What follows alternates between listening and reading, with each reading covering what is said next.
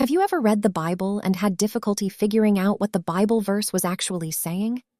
The Sunday School Bible, SSB, gives you the answer you are looking for. The SSB gives you more than just a footnote.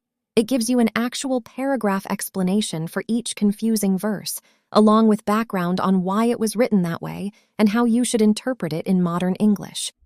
For example, in Genesis chapter 5, verse 25, the King James Version, KJV, uses the name Lamech, spelled Lamech, for the son of Methuselah. It is worth noting that both men in this verse are in the bloodline of Jesus Christ, our Lord and Savior.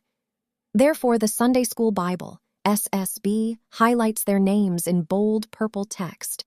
The King James Version, KJV, states, "And Methuselah lived 187 years, and begat Lamech."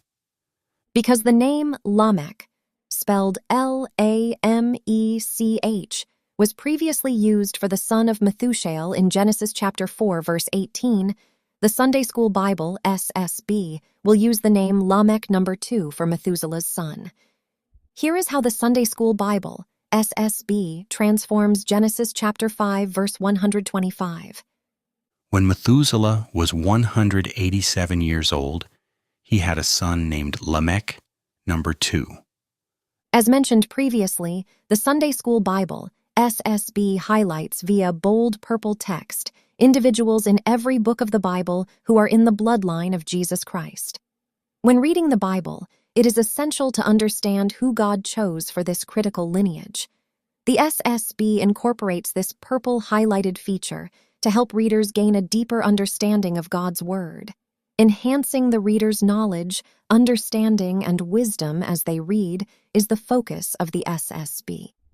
Furthermore, the Sunday School Bible, SSB, chronologically numbers every person in the Bible who has the same name. The fact that many people in the Bible share the same name shouldn't be a surprise to anyone. Just as today we have many people named Joseph, Tom, Bill, and so on, the Bible is no different. However, when the same name is used for different people, reading the Bible requires us to pause and identify to whom the text is referring. This investigation slows or stops our reading pace while we confirm which person we are reading about. The SSB understands this and has addressed the issue by assigning a unique number to each person with the same name, starting from the first book of the Bible, Genesis.